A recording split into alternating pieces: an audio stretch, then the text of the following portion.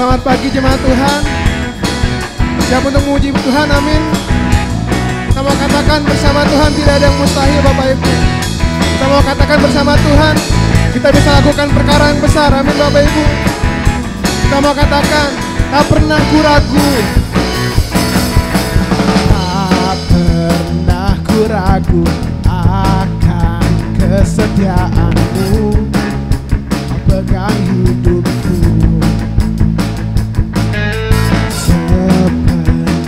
Jiwaku, ku yakin dan percaya kau tuntun langkahku. Yes,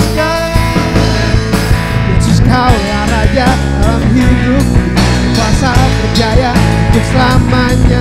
Yesus kaulah Raja dalam hidupku, kuasa berjaya untuk selamanya. Hanya kau Tuhan, sumber kekuatan, kuasamu tercurah bagiku senantiasa.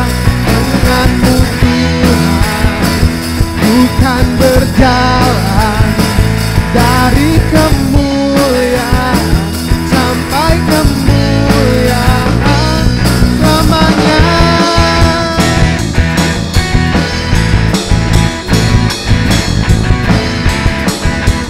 Kita mau katakan tak pernah ku ragu.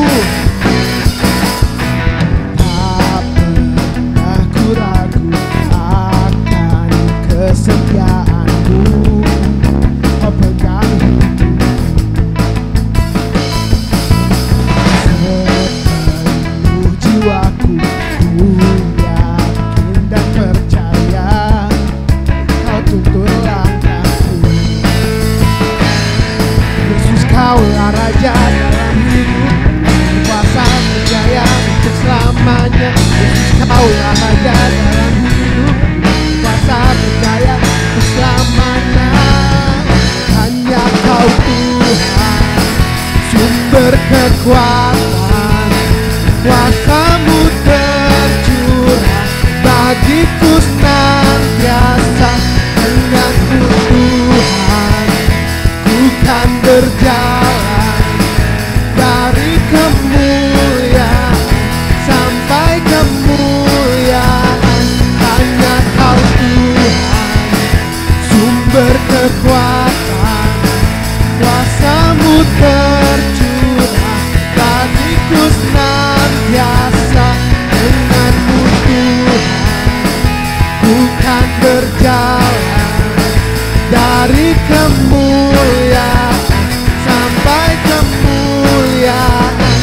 Hanya Kau Tuhan, sumber kekuatan, kuasa-Mu tercurah bagiku senantiasa.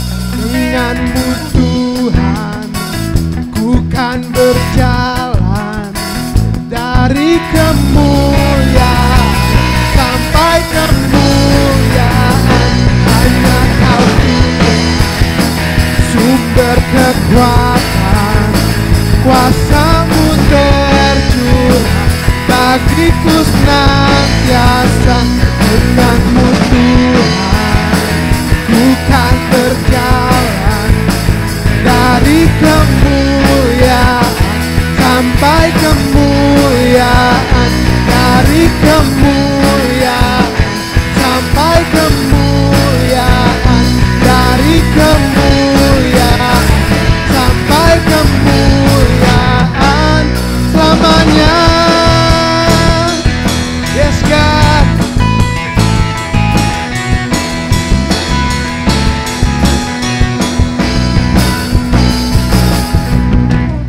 Tinggi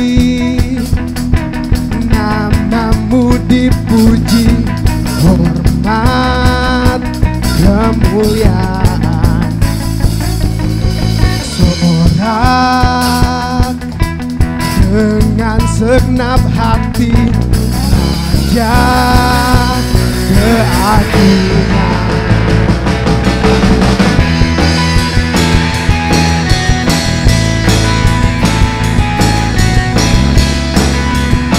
Kita katakan, dasar dari yang kuharapkan, dasar dari yang kuharapkan,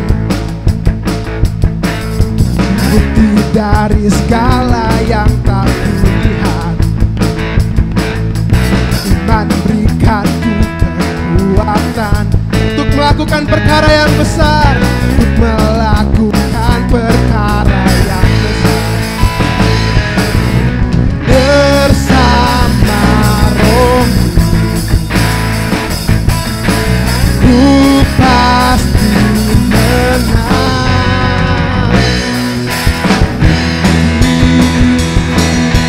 Nama-Mu dipuji, hormat kemuliaan.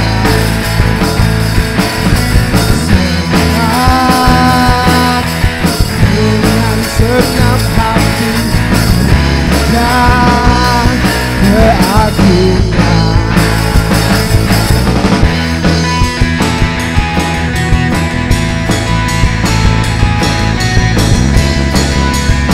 Kita katakan, Kau tak biarkan pencobaan, Kau tak biarkan pencobaan melebihi batas kekuatanku. Kau yang berikanku kemuliaan, semakin serupa dengan gambaran.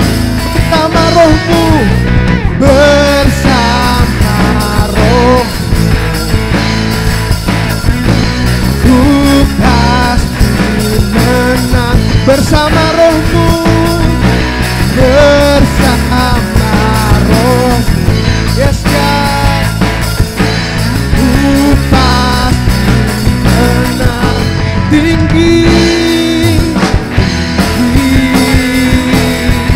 nama-Mu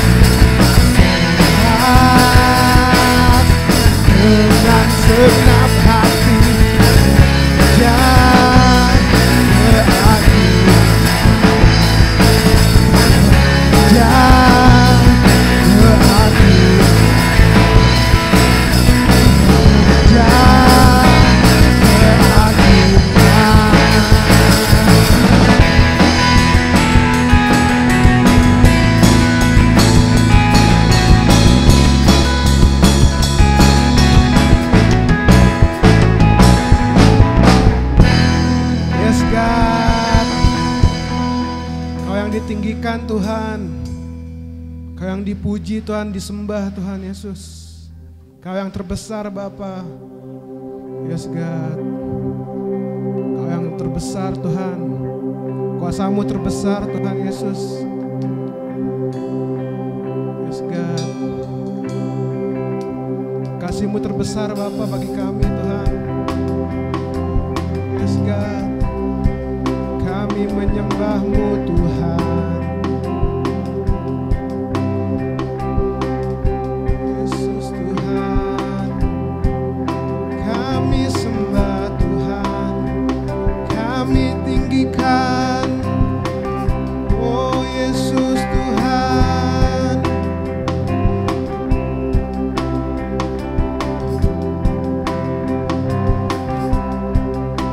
Kasih-Nya pada kita rela untuk disalibkan. Kau patahkan segala dosa, bangkit dari kemenangan.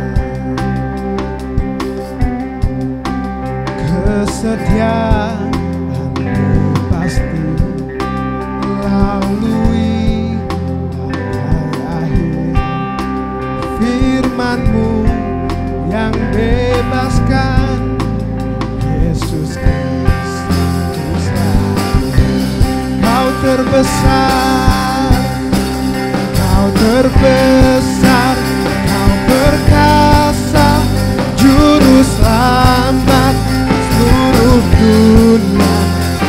Tinggikan Yesus Tuhan, Yesus Kaulah Sang Raja. Yes God, Kau terbesar, kesetiaan-Mu pasti lalui akhir. Kau selamatkan yang terhilang di salib-Mu. Kau pulihkan, Kau terbesar, Kau terbesar, Kau perkasa, Juru Selamat seluruh dunia. Ku tinggikan Yesus Tuhan, Yesus Kaulah Sang Raja. Terbesar, Kau perkasa, Juru Selamat seluruh dunia. Tinggikan Yesus Tuhan, Yesus Kaulah Sang Raja. Yes God. Dan nama-Mu kami tinggikan, kami tinggikan, kami tinggikan. Dan nama-Mu kami tinggikan, kami tinggikan, kami tinggikan. Dan nama-Mu kami tinggikan, kami tinggikan, kami tinggikan. Dan nama-Mu tinggikan, kami tinggikan, kami tinggikan. Kau terbesar, Kau perkasa, Juru Selamat seluruh dunia. Ku tinggikan Yesus Tuhan, Yesus Kaulah Sang Raja. Kau terbesar, Kau perkasa, Juru Selamat seluruh dunia. Tinggikan Yesus Tuhan, Yesus Kaulah Sang Raja. Kau terbesar, Kau perkasa, Juru Selamat seluruh dunia. Ku tinggikan Yesus Tuhan,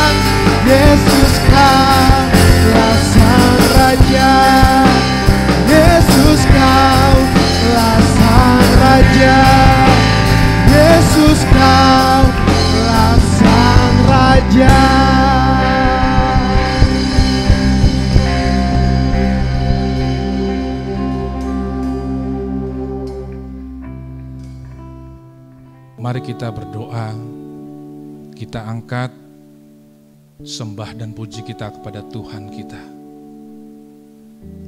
Kita puji Dia dan kita sembah Dia karena Dia layak. Bapak Ibu sekalian,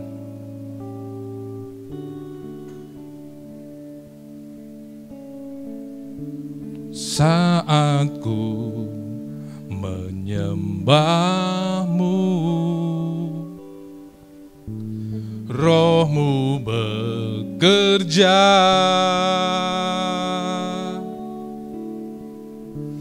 saat ku memuji-Mu, Kau bertahta di atas pujian. Ku angkat hatiku,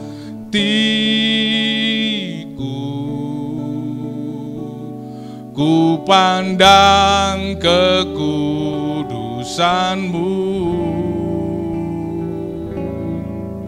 Saat ku sembah, ku puji-Mu, ku rasakan kehadiran-Mu Tuhan. Ku angkat hatiku,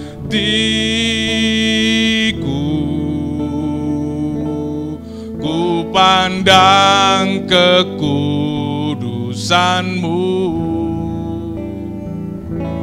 Saat ku sembah, ku puji-Mu, ku rasakan kehadiran-Mu Tuhan. Kami menyembah-Mu Tuhan, kami memuji Engkau Tuhan, karena Engkau Allah yang layak dipuji dan disembah. Kau bertahta di atas pujian kami, Kau bertahta di atas puji-pujian anak-anak-Mu Tuhan. Kami berdoa pagi ini, kami berdoa Tuhan, Tuhan jamah setiap kami yang ada di tempat ini, yang ada di rumah-rumah, yang ada dimanapun berada Tuhan. Tuhan jamah hatinya, agar siap menerima firman Tuhan, taburan firman-Mu yang menguatkan, yang membebaskan mereka, yang memerdekakan setiap orang yang mendengarnya di dalam nama Tuhan Yesus. Terima kasih Tuhan, terima kasih. Kau Allah yang luar biasa dalam hidup kami. Oh haleluya Tuhan Yesus. Haleluya Tuhan. Amin. Shalom Bapak Ibu sekalian. Pagi ini kita akan mendengar firman Tuhan. Selama ini kita sudah banyak mendengar bahwa sebagai anak-anak Tuhan kita harus siap maju. Kita harus siapkan diri kita menjadi pahlawan penakluk-penakluk. Dan terakhir kita diajari bagaimana kita mengenakan senjata Allah. Pagi hari ini Bapak Ibu sekalian dan jemaat dimanapun berada, saya mau mengajak bagaimana setelah persiapan itu semua ada satu hal yang harus kita kenakan. Supaya benar-benar hati kita larut di dalam hatinya Tuhan, yaitu bagaimana kita mengenakan belas kasihan Allah bagi jiwa-jiwa, bagi bangsa-bangsa. Ayatnya saya ambil dari satu kisah yang sudah sering didengar, selain kisah Tuhan Yesus membagikan roti kepada 5.000 orang, membagi makanan dari 5 roti dan 2 ikan, maka ada satu kisah yang sering juga diceritakan di dalam Alkitab, yaitu mengenai Nabi Yunus.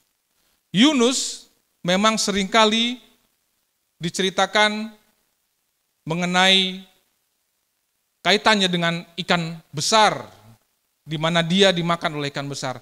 Tapi ternyata ada satu pasal di dalam kitab Yunus yang sebenarnya luar biasa, dan itulah isi hati Allah yang menurut saya itu sangat-sangat relevan kita lakukan, kita introspeksi untuk saat-saat ini. Kita buka dari kitab Yunus 4 ayat 10 sampai 11. Saya akan bacakan bagi Bapak Ibu sekalian. Lalu Allah berfirman, engkau sayang kepada pohon jarak itu, yang untuknya sedikit pun engkau tidak berjerih payah, dan yang tidak engkau tumbuhkan, yang tumbuh dalam satu malam dan binasa dalam satu malam pula. Bagaimana tidak aku akan sayang kepada Niniwe, kota yang besar itu, yang berpenduduk lebih dari 120.000 orang, yang semuanya tak tahu membedakan tangan kanan dari tangan kiri dengan ternaknya yang banyak. Bapak Ibu sekalian, dalam kitab Yunus ini jelas dikatakan Tuhan sayang kepada Niniwe. Pertanyaannya, siapa sih Niniwe? Dan bagaimana sih perilakunya Niniwe ini? Kalau kita coba lihat, saya coba ambil dari beberapa literatur, ya. Ternyata Niniwe itu bukan bangsa perjanjian. Bangsa perjanjian adalah bangsa Israel. Niniwe atau kota Niniwe didirikan oleh Nimrod. Nimrod adalah keturunan dari Ham. Ham memperanakan Kus dan Kus memperanakan Nimrod. Dan ini menurut literatur terjadi sekitar 45 abad sebelum Masehi atau sekitar tahun 4500 sebelum Masehi. Nimrod adalah orang yang mula-mula sekali berkuasa di bumi. Demikian kitab Kejadian mencatatnya di Kejadian 10 ayat 8 sampai 10, ya. Nimrod adalah seorang pemburu yang gagah perkasa di hadapan Allah. Jadi Nimrod inilah yang mendirikan kota Niniwe. Dan dia bukan orang sembarangan ternyata di zamannya. Dia yang mendirikan kota Niniwe. Nah, di mana sebenarnya letak kota Niniwe ini? Kota Niniwe terletak di persimpangan jalur perniagaan yang melalui sungai Tigris. Kota purba ini menempati posisi tengah antara Laut Tengah dengan Samudra India. Saat ini, Niniwe adalah termasuk dalam provinsi Niniwa di Irak Utara. Jadi kota ini sampai sekarang masih ada, tapi bentuknya bukan lagi berupa kota, tapi berupa tumpukan puing-puing. Namun kalau lihat dari sejarahnya, ternyata Niniwe dulunya adalah kota yang besar, kota yang agung bahkan dikatakan, ya, bahwa di sana terjadi jalur perniagaan. Banyak orang melintas dari sana, dari sini, dan dari manapun lewat dari kepada kota Niniwe ini. Berkat posisi yang penting bagi perdagangan untuk berbagai komoditas, uang dan kekayaan mengalir dari berbagai tempat ke Niniwe. Akhirnya, kota ini menjadi salah satu kota terbesar dan terkaya pada zaman purba di Mesopotamia. Demikian literatur ini mencatat. Selanjutnya, diketahui kota Niniwe dihuni oleh bangsa Asyur, dan itu terjadi di abad ke-14 sebelum Masehi. Namun, Nabi Yunus baru datang ke kota Niniwe setelah 500 tahun kemudian.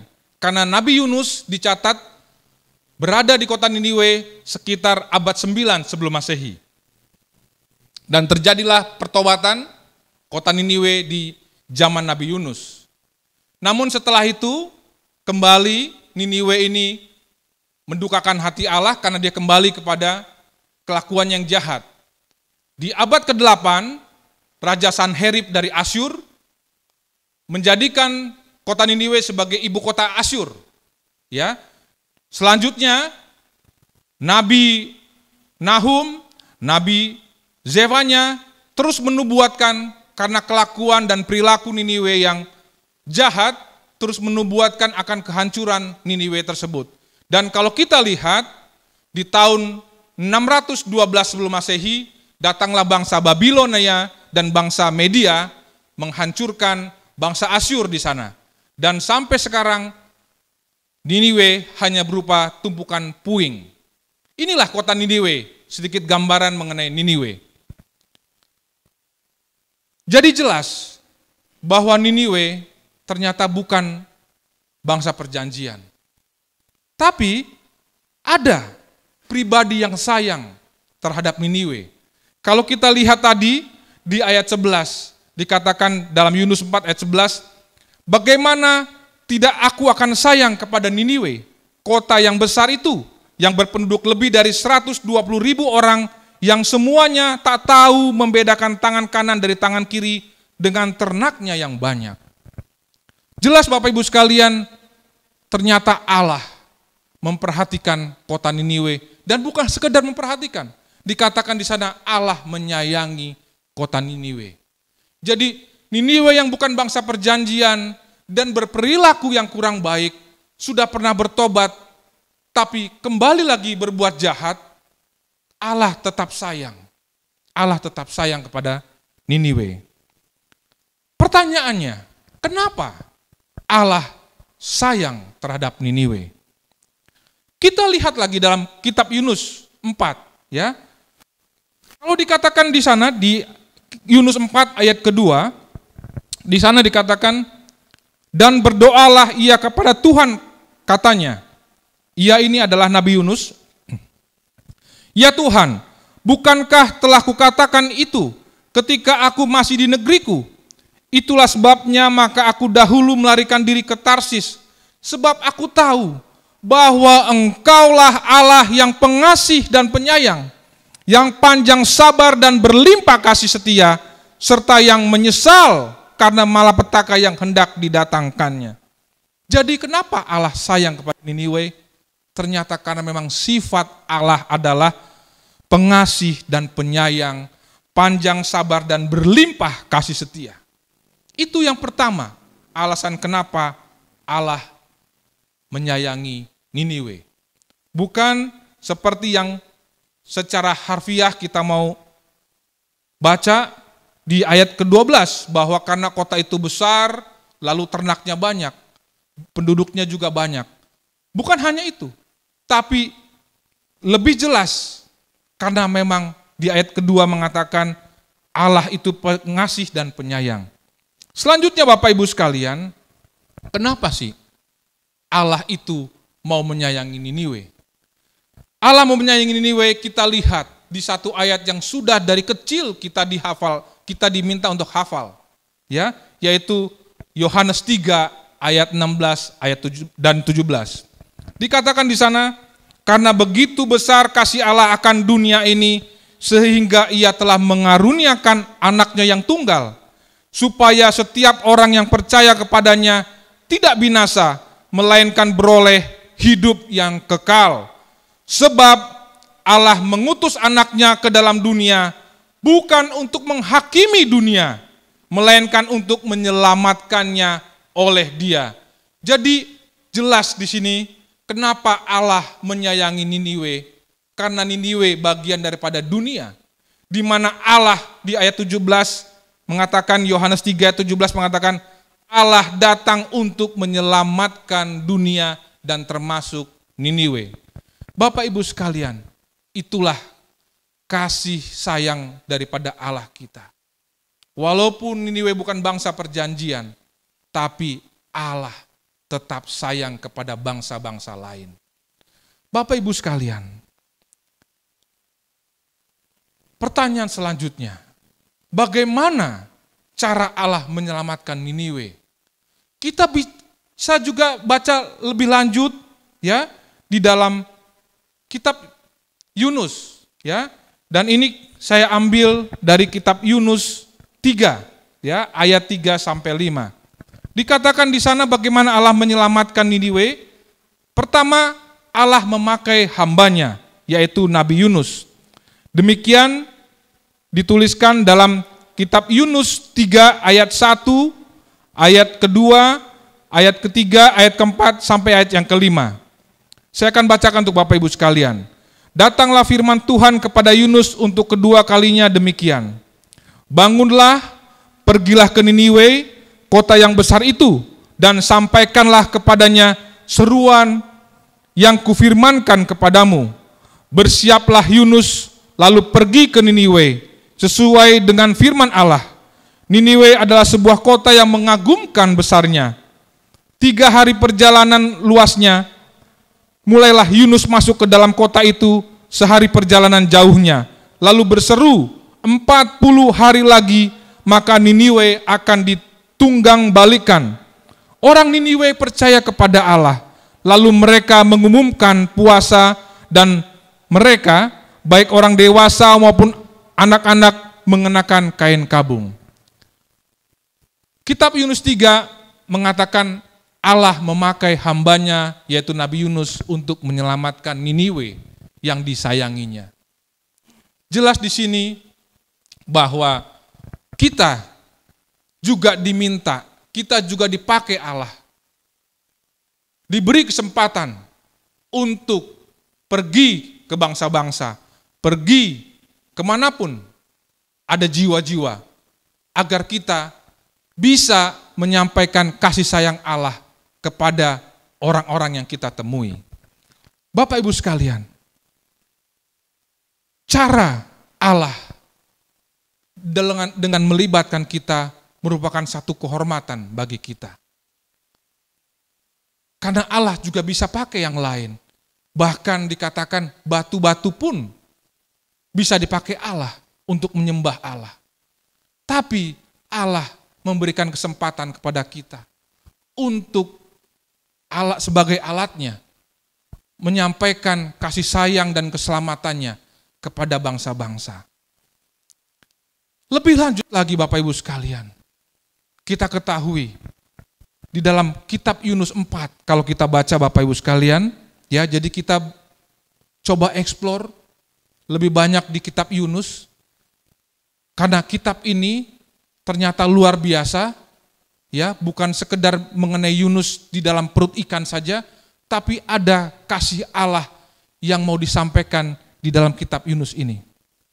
Kitab Yunus 4 mengatakan di ayat yang pertama, ayat yang keempat, dan ayat yang kelima. Dikatakan di sana bagaimana sikap hamba Tuhan, hamba Allah ini, yang sudah dipercayakan oleh Tuhan untuk menyampaikan kabar pertobatan kepada bangsa Niniwe.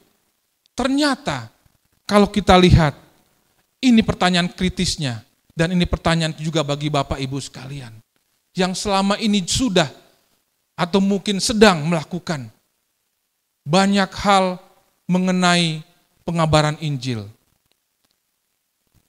Pertanyaannya, seperti apa sebenarnya hati hamba-hamba Allah saat menyampaikan keselamatan itu?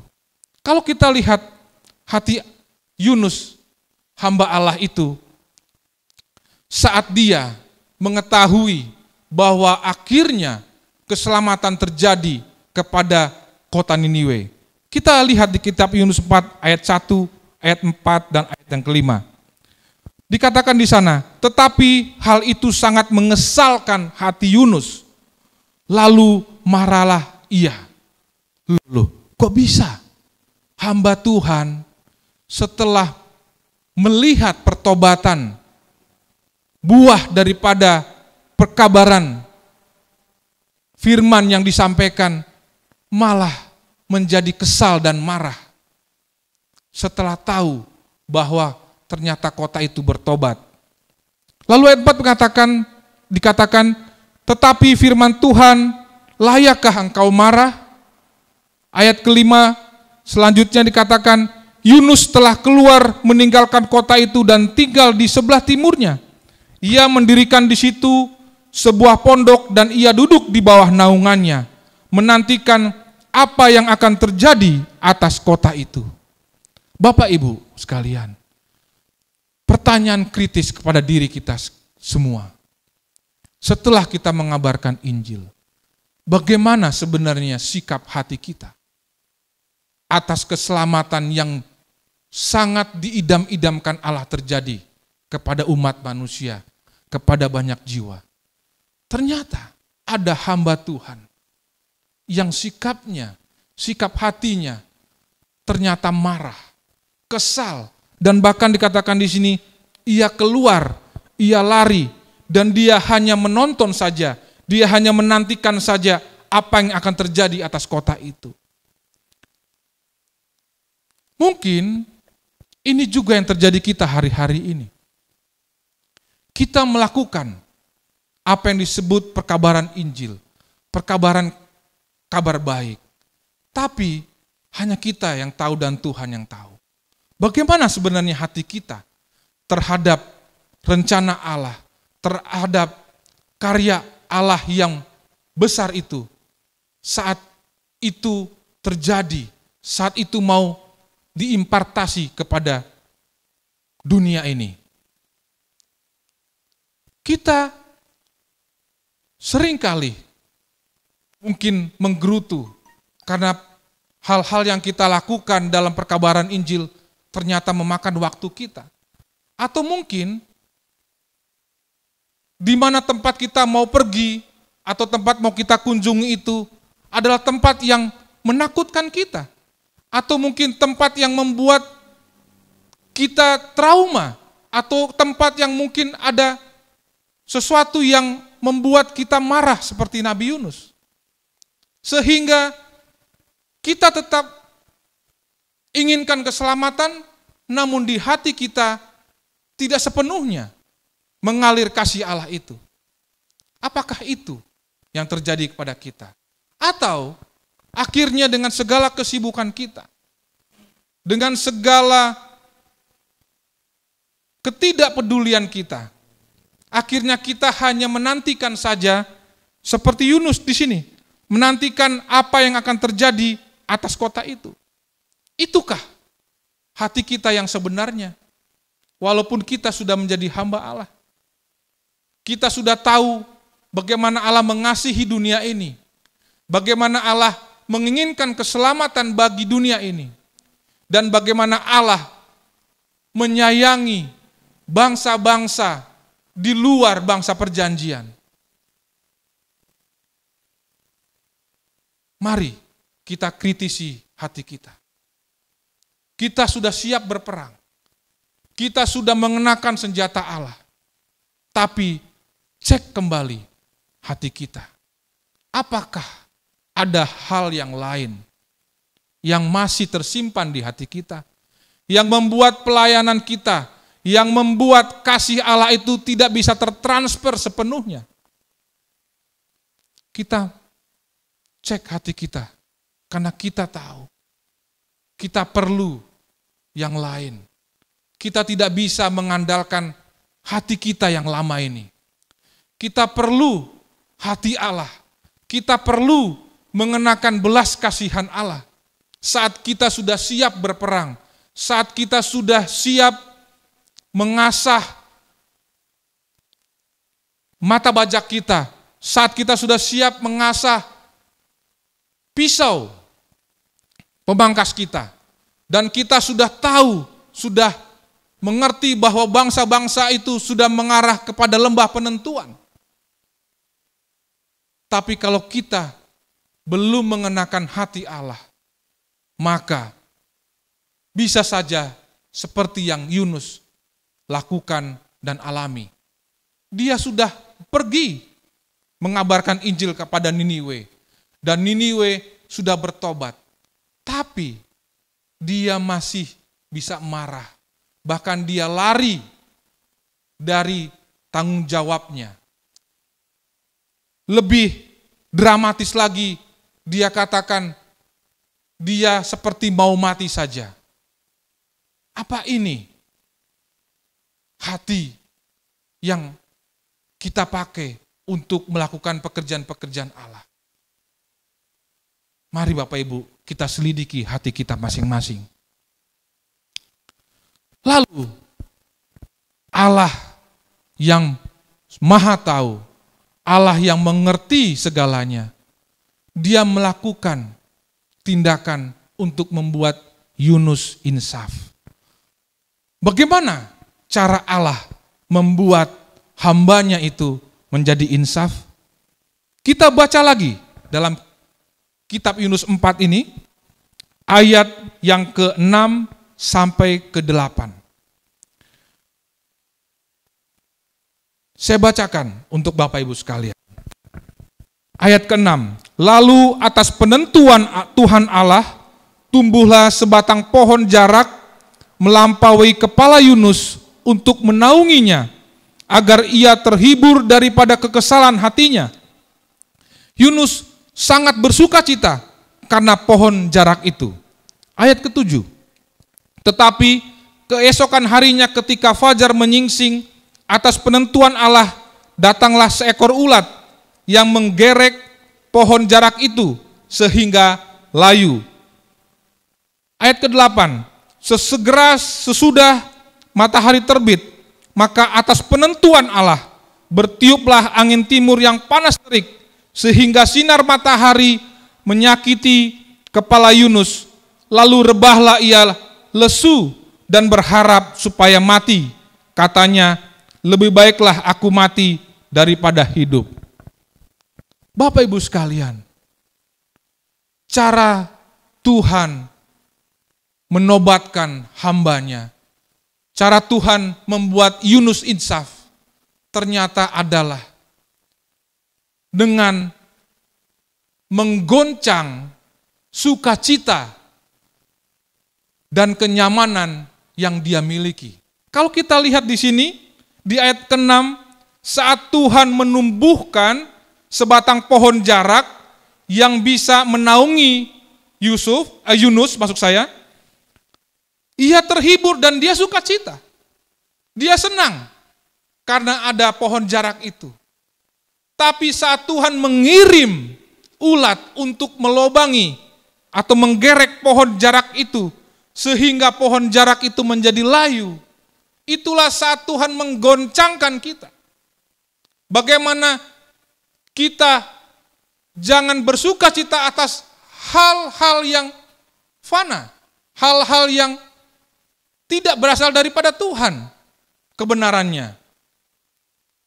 Bahwa Yunus bersukacita mendapatkan naungan dari pohon jarak itu.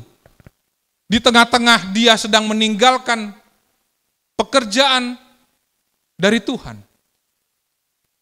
Maka Allah menggoncangkan sukacita yang diperolehnya. Lalu bahkan lebih lagi dikatakan di ayat ke-8, atas penentuan Allah bertiuplah angin timur yang panas terik, sehingga sinar matahari menyakiti kepala Yunus. Dia yang tadinya sudah nyaman, dibuat tidak nyaman. Bapak Ibu sekalian, kalau kita lihat kondisi-kondisi terakhir saat ini, di mana dunia digoncangkan oleh Allah. Dunia yang selama ini sudah nyaman, yang sudah benar-benar memegang erat sukacitanya, digoncangkan Allah dengan penyakit COVID ini. Sadarkah kita, Bapak Ibu sekalian, saudara-saudaraku jemaat, bahwa dengan kondisi COVID-19 ini, Allah sedang menggoncangkan dunia. Allah sedang menggoncangkan seluruh sendi-sendi kehidupan kita. Bukan hanya itu, segala kenyamanan kita, segala sukacita kita yang selama ini sudah kita pegang erat, digoncangkan semua. Pekerjaan kita, bisnis kita, segala sesuatu yang kita miliki, digoncangkan semua. Penghasilan kita, digoncangkan juga. Apakah itu cara Tuhan untuk mengingatkan kita? Agar kita insaf seperti Allah membuat Yunus insaf. Sehingga kita benar-benar kembali kepada Allah.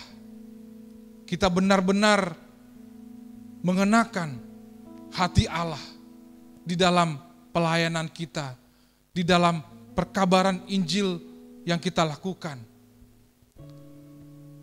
Saya yakin Bapak Ibu sekalian, Allah tidak sembarangan dan Allah tidak mungkin mengizinkan sesuatu yang tidak di dalam rencana Dia.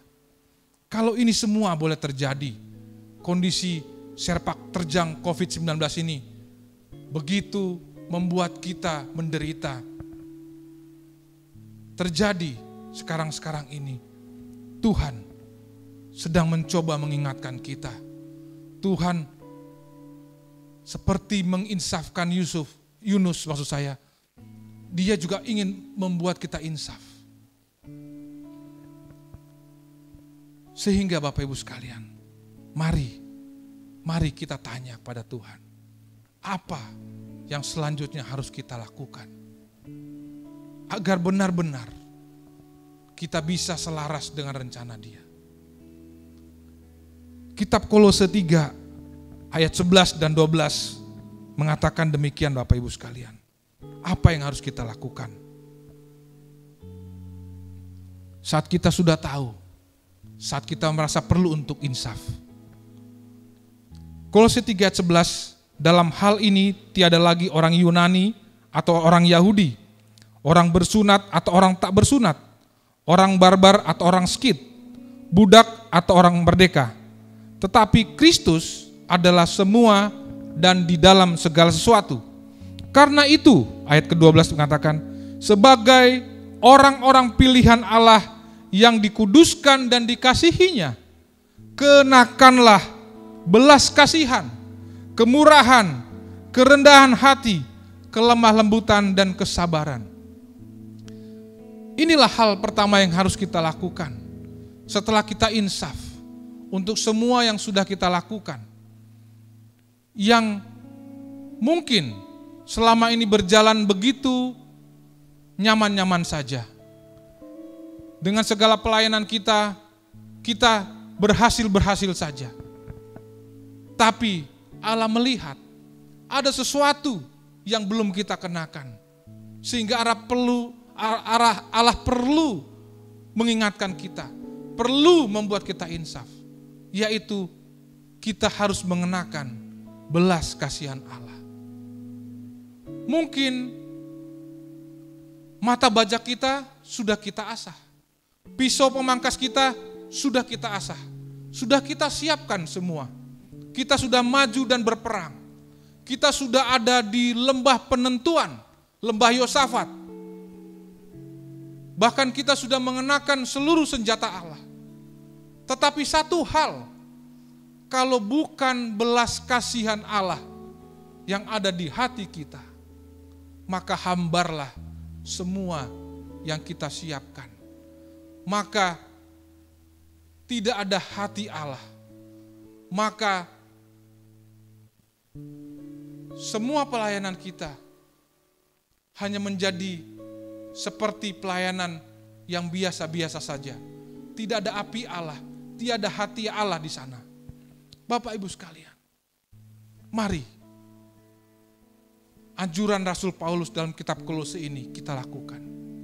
Kita kenakan belas kasihan Allah, agar semua yang sudah kita siapkan, yang kita lakukan, bahkan seperti Yunus sudah ada di lembah penentuan, sudah ada di medan peperangan, di mana dia sudah mengabarkan Injil, tapi dia masih bisa marah pada saat Tuhan membuat atau menggagalkan rencana menunggang balikkan kota Niniwe karena Niniwe bertobat.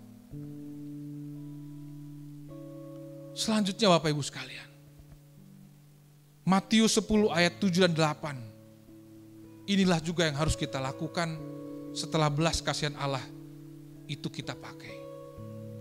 Dikatakan di ayat 7, Matius 10 ayat 7, pergilah dan beritakanlah kerajaan sorga sudah dekat. Lalu dikatakan, sembuhkanlah orang sakit, bangkitkanlah orang mati, tahirkanlah orang kusta, usirlah setan-setan.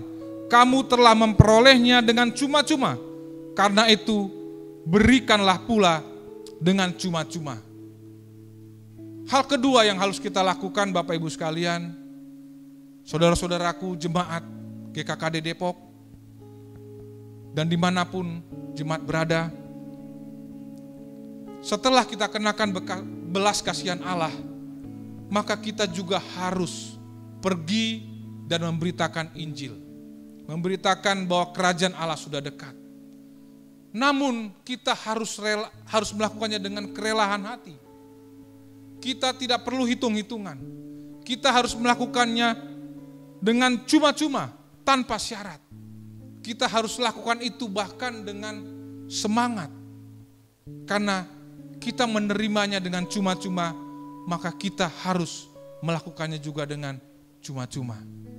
Itulah yang harus kita lakukan Bapak Ibu sekalian. Jangan biarkan hati kita padam, hati kita tidak membara, hati kita tidak pakai hati Allah. Pada saat kita sudah maju ke medan pengabaran Injil, ke medan peperangan, ke lembah penentuan, dan kita sudah bawa semua peralatan kita, tapi kita lupa memakai belas kasihan Allah, maka kita akan kembali seperti Yunus yang marah dan lari daripada pekerjaan Allah setelah melakukan pengabaran firman Tuhan kepada bangsa Niniwe. Mari Bapak Ibu sekalian, kita ubah hati kita sekarang, agar semua yang kita lakukan, yang kita persiapkan, itu boleh menjadi benar-benar berbuah seperti kehendak Allah. Jadi, saya simpulkan Bapak Ibu sekalian,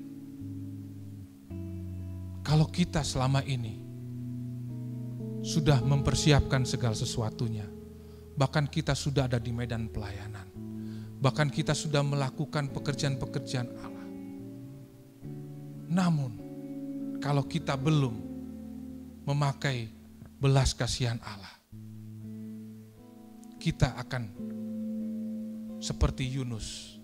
Kita perlu insaf dengan goncangan-goncangan yang terjadi saat ini. Mari kita berdoa Bapak Ibu sekalian. Oh, terima kasih Tuhan. Engkau Allah yang sungguh sempurna dalam hidup kami. Engkau mampu mempersiapkan apa yang harus kami persiapkan. Engkau juga sudah mengajari kami bagaimana kami harus ada di medan perang. Dan Kau sendiri yang menyediakan senjata Allah yang kami pakai. Tapi Kau juga Allah ternyata yang mau mentransfer hatimu pada kami, agar lengkaplah dan sempurnalah apa yang harus kami lakukan saat kami ada maju dan berperang untuk menaklukkan tempat-tempat yang selama ini dikuasai si jahat. Bapa di surga, kami mau hidup kami mengenakan belas kasihan Allah, agar sempurna apa yang menjadi rencanamu dalam hidup kami. Terima kasih Tuhan, terima kasih. Kita akan mengakhiri ibadah kita pagi hari ini. Kita ingat kembali bagaimana Allah menyayangi Niniwe, bangsa yang bukan bangsa perjanjian. Bagaimana Allah ingin keselamatan terjadi atas Niniwe. Tapi itu semua hanya bisa terjadi seperti rencana Allah kalau kita pakai hati Allah. Kita pakai hati Allah akan bangsa-bangsa. Bangsa-bangsa yang selama ini belum merdeka rohani, yang masih dijajah oleh segala bentuk penindasan iblis. Kita berdoa, Tuhan juga yang mengkoreksi hati kita. Tuhan juga lewat kondisi akhir-akhir ini yang menggoncangkan kita dan membawa kita insaf untuk kembali melakukan yang benar, yaitu mengenakan belas kasihan Allah dalam seluruh pelayanan kita.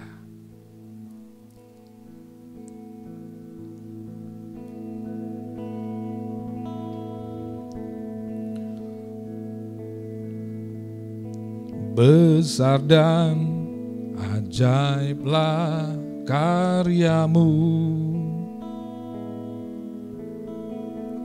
Adil dan benarlah jalanmu.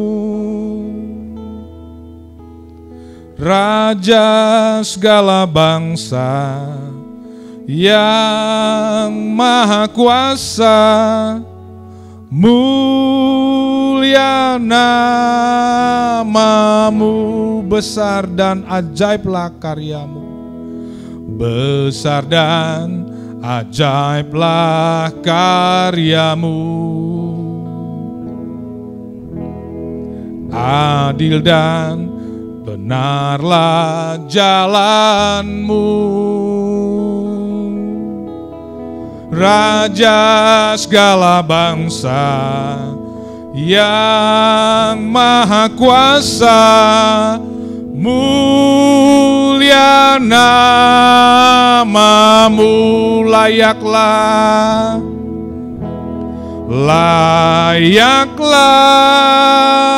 segala bangsa sujud kepadamu.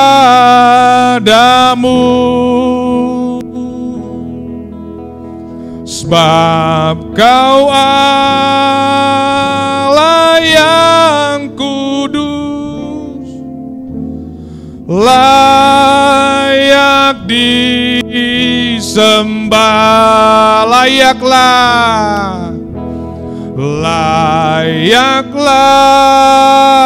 segala bangsa sujud kepadamu.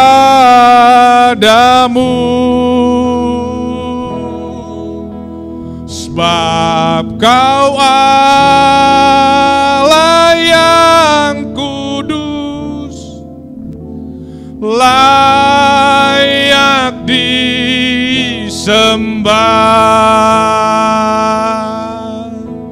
Sebab Kau Allah yang kudus, layak disembah. Engkau layak kami sembah Tuhan, karena belas kasihan-Mu tak berkesudahan, karena belas kasihan-Mu luar biasa Tuhan. Engkau tidak memandang bangsa-bangsa, karena Kau datang untuk menyelamatkan semua bangsa. Engkau begitu menyayangi bangsa-bangsa Tuhan. Sungguh karena kasih-Mu yang begitu besar, Engkau rela mati bagi bangsa-bangsa. Kami berdoa Tuhan, kami mau mengenakan belas kasihan-Mu yang besar itu di dalam hati kami, agar sempurnalah pelayanan kami Tuhan, agar benarlah jalan kami Tuhan, untuk semua yang sudah kami persiapkan menjadi berhasil, menjadi sesuai dengan keinginan-Mu Tuhan. Karena ada kasih Allah, ada belas kasihan Allah yang kami kenakan di dalam hidup kami, sehingga saat kami pergi dan memberitakan Injil, kami benar-benar melangkah untuk kemuliaan nama Tuhan. Kami betul-betul melangkah agar nama Tuhan dimuliakan. Terima kasih Tuhan Yesus. Terima kasih untuk belas kasihan-Mu yang besar. Bahkan kepada Niniwe, bangsa yang sudah begitu menyakitkan hati-Mu, Engkau tetap sayang. Oh luar biasanya Tuhan. Kami mau punya hati yang seperti yang Kau punya itu Tuhan Yesus. Untuk kami selalu bersemangat, tidak lelah dan tidak lesu, seperti Yunus, saat kami tahu bahwa kami sudah mengenakan belas kasihan Allah di dalam hidup kami. Terima kasih Bapa di sorga, terima kasih. Terima kasih Tuhan. Kita akan mengakhiri ibadah kita. Namun sebelumnya, saya tergerak berdoa bagi Bapak Ibu yang saat ini, saudara-saudara sekalian yang saat ini menonton, melihat tayangan firman ini. Saya tergerak untuk berdoa bagi Bapak Ibu sekalian. Pertama saya ingin berdoa bagi Bapak Ibu sekalian yang belum tahu kemana arah jalan hidup Bapak Ibu sekalian setelah dunia ini selesai. Yang sampai sekarang belum yakin saat kematian menjemput kemana perginya. Saya mau berdoa bagi Bapak Ibu saudara-saudaraku sekalian. Mari angkat tanganmu, katakan, buka hatimu, katakan kepada Allahmu. Bapa di surga, Tuhan yang baik, saya orang berdosa. Saya tidak bisa lepas dari dosa saya. Saya mengaku bahwa selama ini saya melakukan banyak kesalahan. Dan saya berdoa di dalam nama Tuhan Yesus, bahwa saat ini saya menerima Tuhan sebagai juru selamat saya, yang mengampuni segala dosa saya, yang mengangkat saya dari lumpur dosa saya. Dan saya berdoa, saya mengaku bahwa saya akan melakukan perintah dan jalan-jalan-Mu, karena Kau sudah menyelamatkan saya. Terima kasih Tuhan, terima kasih. Saya juga mau berdoa untuk Bapak Ibu sekalian, jemaat yang saat ini sakit, yang saat ini punya persoalan yang besar. Saya mau berdoa di dalam nama Tuhan Yesus. Bapa, Engkau yang melihat anak-anak-Mu yang mengarahkan hatinya kepada Engkau, dimanapun mereka berada, di dalam nama Yesus, hamba berdoa Engkau menjamah hati mereka. Engkau yang membuat hati mereka kuat, membuat hati mereka sukacita di tengah-tengah permasalahan mereka. Dan berdoa bagi mereka yang sakit, di dalam nama Tuhan Yesus, Tuhan sanggup dengan bilur-bilur darah Yesus menyembuhkan sakit penyakit. Di dalam nama Tuhan Yesus, sembuh, sembuh, terimalah kesembuhan daripada Tuhan. Di dalam nama Tuhan Yesus, amin. Kita berdoa menutup ibadah hari ini. Kita angkat hati kita kepada Tuhan. Kita mau mengakhiri ibadah ini. Kita mau menerima berkat daripada Allah Bapa. Tuhan memberkati engkau dan melindungi engkau. Tuhan menyinari engkau dengan wajah-Nya dan memberi engkau kasih karunia. Tuhan menghadapkan wajah-Nya kepadamu dan memberi engkau damai sejahtera. Kasih daripada Allah Bapa, kasih daripada Tuhan Yesus Kristus, dan kasih daripada Roh Kudus menyertai kita dari saat ini sampai selama-lamanya. Sama-sama kita katakan amin. Shalom, tetap semangat, tetap melayani Tuhan, dan tetap punya belas kasihan Allah. Amin.